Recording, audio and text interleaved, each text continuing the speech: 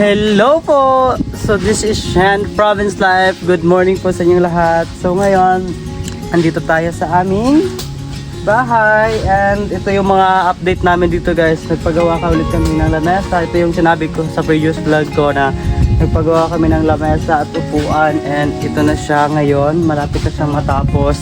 And then yung update na ating CR, malapit na rin siyang matapos. Bali magbubuhos na sila ngayon sa ating flooring. And gagawin na nila yung body. So ang mother is andito sa aming bahay. Dahil wala siyang ginagawa, so andito siya sa akin. So ngayon nagluluto po ako ng ulam. And yung ulam namin ngayong umaga is udong tsaka tinapa. This one, ayan.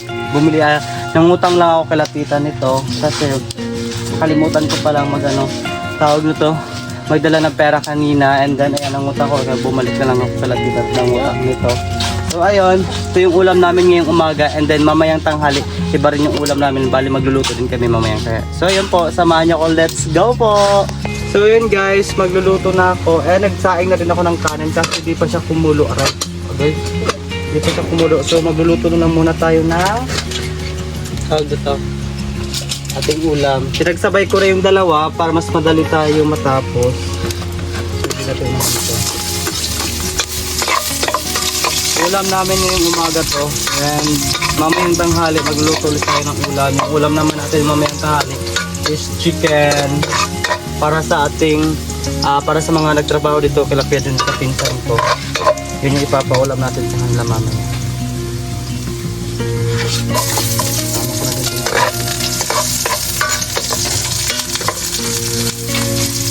Ow! Ow! Aray, sakit. Uy, baby, sakit mo. So yun guys, ito na. Nilagay ko na.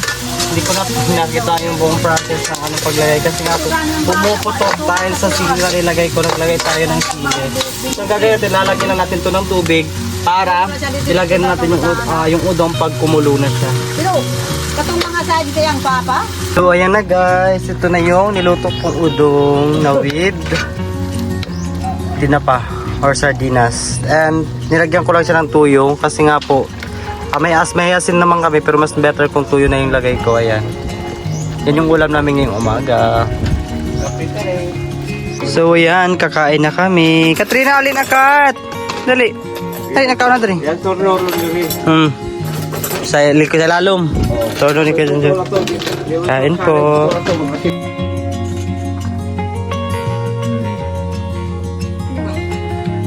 Ayan po guys, tapos na ako kumain. Tutulungan ko na lang si Kuya Junjun here na magpukpok kasi gusto ko rin magpukpok. Kanal-kanal na doy.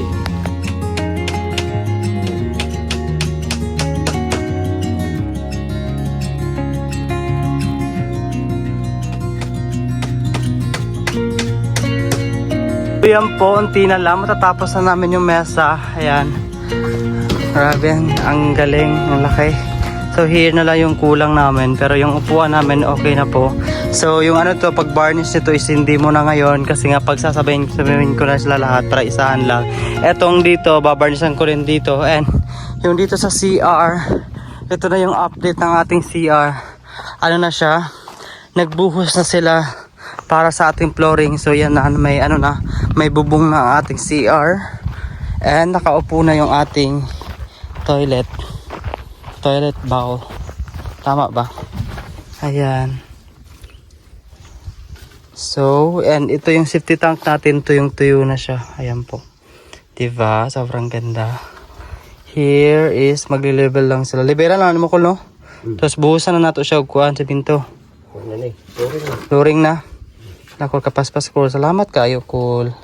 And thank you Ate Kit sa sponsor. Sobrang thank you talaga. Sa wakas may CR na tayo. Ayan. And guys, may pala ako dito sa inyo. May update. Ito yung update dito guys. Sa wakas, ayan na. Lumabas na yung mga dahon ng ating tinanim na tawag nito sayote. Ayan na siya. So gagawa na tayo dito ng bahay niya para gapangan niya. So ayun na buhay. Isa, then dalawa, tatlo, then apat, then 5. Ayan, 5 piraso lang po yung nabuhay sa area na to na nilagyan namin. Kasi nga hindi ko po alam kung ano po yung dahilan, bakit 5 lang. So yan, so bali maggagawa na ako dito ng ano, ng tawag nito, gapangan niya. Bali magpapatayo ako dito ng ano, tawag nun, yung 4 na kahoy or bamboo. Tapos may ano naman ako doon, yung binigay sa akin ni Ate Kit na ano, tawag nito, parang lubid para gapangan nila. Then guys, sa wakas dumating na yung time na mag-harvest na sila tita or sila tito dito or sila dona sa mga corn nila dito. And ayun, yung mag-harvest nito si mother, kasi yung sabi ng tita is kayo na lang yung mag-harvest, yung ano is hatian. Mahatian ba ma? Or per sako, ano ba? Bahin, hati? Oh, so yun guys, kung magkano yung ma-harvest namin dito, so yun hahatiin namin nila tita. And tomorrow magsa-start na si mama, at hindi lang si mama mag-harvest, kasama ko. Bali mamayang hapon magsa-start na kami magtanggal or harvestin na namin siya para tomorrow again mag-harvest ulit para matapos na namin siya. And pagkatapos nito, yun, pagpuputol-putulin na natin tong tawag nito, corn, para palinis na at ma-prepare na natin, kasi ang seed na mga gulay na pinadala sa atin at Kit is already nandito na. So naka-prepare na din, and yung kailangan na natin i-prepare yung area natin, need natin magpiko or kung pwede magpadaro tayo or magpaararo tayo dito sa ating area para malambot, para in case magtanim na tayo ng ating gulay, okay na siya. So yun, excited na rin ako guys na talagang magpa-harvest na sila tita, at sinabi niya lang kanina kay mama na magpa-harvest na daw sila dito kasi nga goods, pwede na talagang harvestin yung corn nila. Kaya tuwang-tuwa ko. Thank you Lord for this.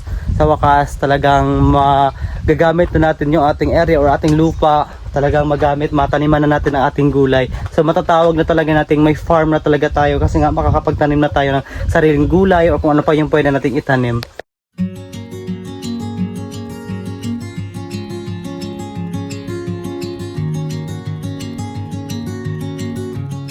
So yan guys, tapos na si Gajon sa lamesa, and tapos na rin kayo mag-ano, diba? Mag-ano ng ating flooring doon sa ating CR. And ito yung ulam namin today. Ngayong tanghali, chicken native. Ano yan, kakain na kami. Halina mo dere. Yan guys, Ha? ako pagkatawad dun. Ay! Kat! Tata! Teka ka. Tama! Tubigyan. Ano ba? Ito? Ay! Ay! Ayaw mawa? Tulog siguro siya sa mga. Ay! Ano ba? Sige. Sige lagi hala.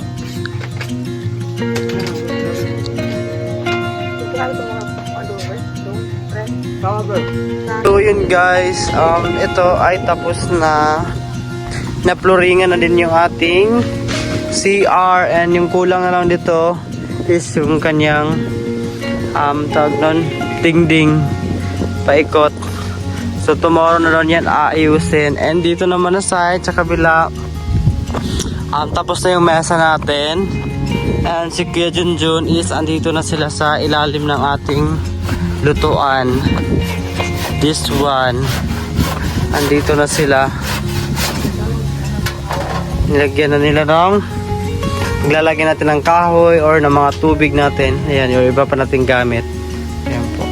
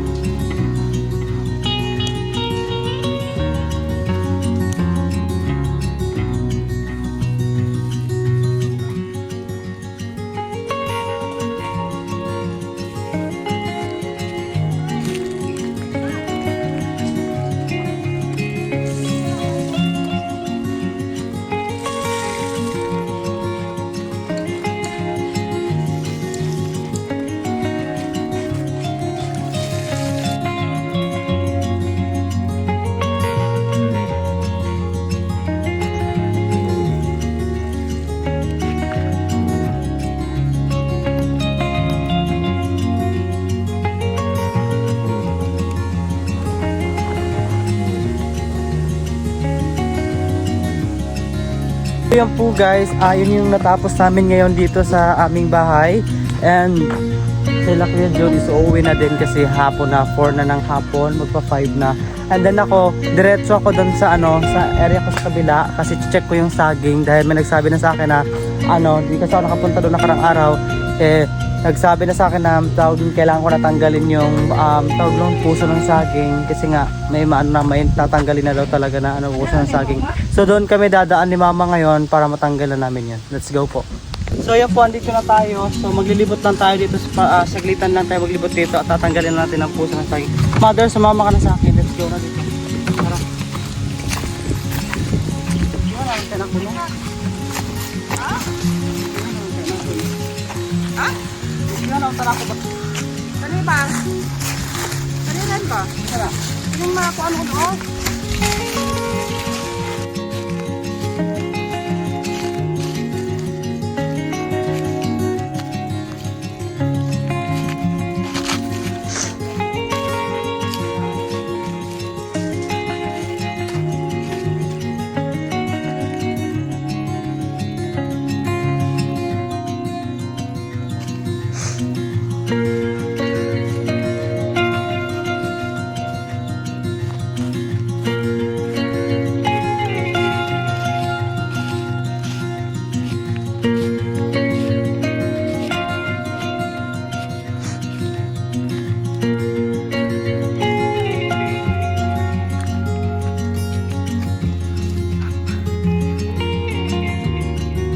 Ba?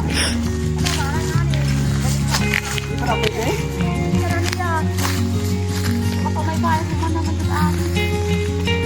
Ay, sarap man eh. So yan po guys, pauwi na po tayo. And ang mother, Ma! Asan si Katrina? Tara. Pauwi na kami sa bahay. And wow, ang ganda ng kubo ko guys. So, tingnan niya dito. Kita niyo yung kubo ko dito. Wait. Wala yung kubo ko guys. Nasa kabila na yan. Yan. Yan yung kubo natin. Nagsiga pala dyan na, Ma. Hindi na masunog, Ma. Hindi pa, tarawan din sa layo, Ma. Mano? Ano? Yan, sobrang ganda niya.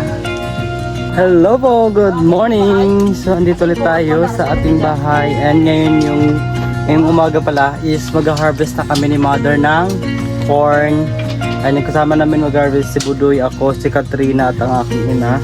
So before kami mag-harvest, kakain muna tayo. And nagluto lang ako ng gabi.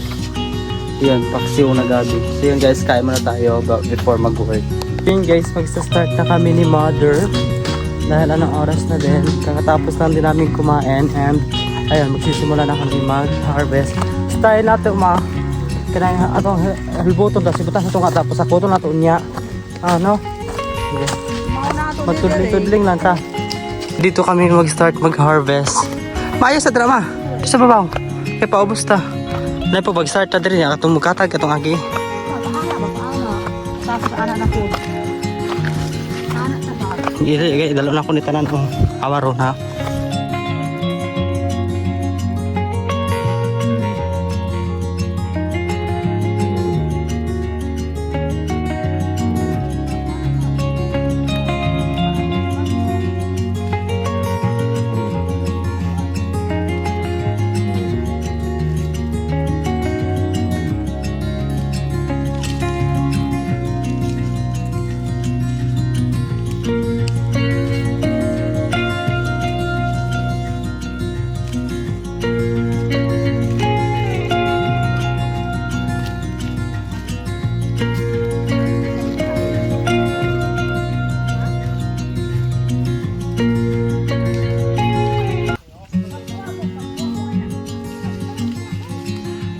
So yan po guys, natapos na namin to dito lahat dito natapos na namin pagtanggalin. So ang kailangan na namin gawin is silid sa sakot, dalhin dito at para balatan.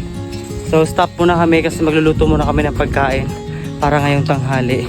Ayan guys, yung may-ari ng gulay yan doon nagbigay sa amin ng gulay. Ayan, may libre na naman tayong gulay, dear. Nga po tayo gulay, Ma. Gikan sa itong mga silingan.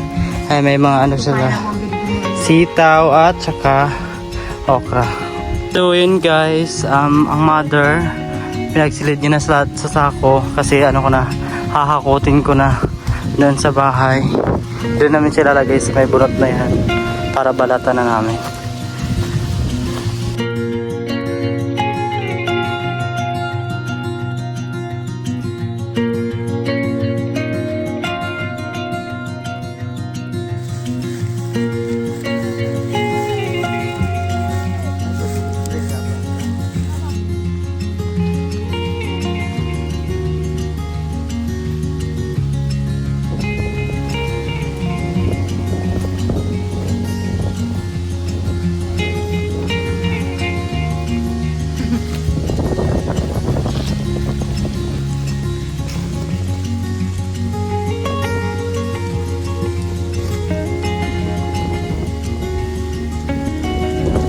So yan guys, yan na yung lahat ng na-harvest namin dito na side.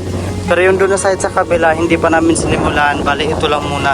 So ito is babalatan na namin para matapos na kami lahat-lahat dito. And then, pagpuputulin ko na to pag matapos na kami dito magbalat. Pagpuputulin ko na lahat to para sunugin mamayang hapon. At para maklear na rin to lahat-lahat.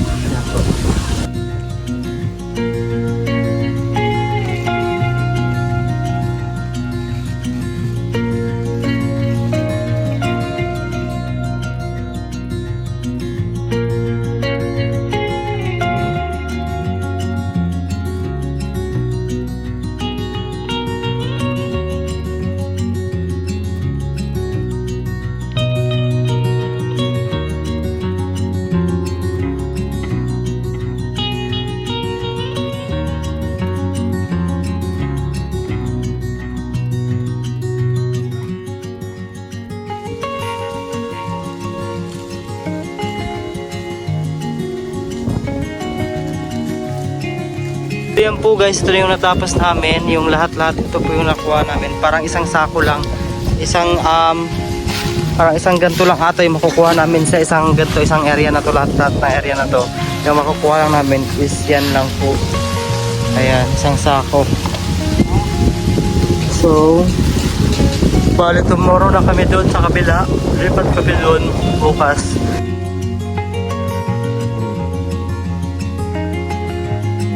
So yan po, pagkatapos ko pong magbalat ng corn, lipat tayo dito sa kabila. Ayan, titingnan natin dito si Kuya Junjun. Dahil naglagay na po sila ng dingding dito sa ating CR. Ganito na po yung look ng ating CR. Nilagyan na nila ng dingding. So bali, ginanto ko na lang siya guys. Ginanto ko na lang. Hindi ko na siya tinulad doon sa kabila yung tawag yung sinasa. Because sobrang tagal kasi pag magsasa pa kami, kailangan pang ibilad. So ito, mas matibay ito, mas matagal nasira. And then, yung gagawin ko na lang nito is maglalagay na lang ako ng cortina sa loob para hindi talaga klaro. Kasi pag ganito, klaro ka doon sa loob. Ayan. So ito na yung CR natin. Ayan po.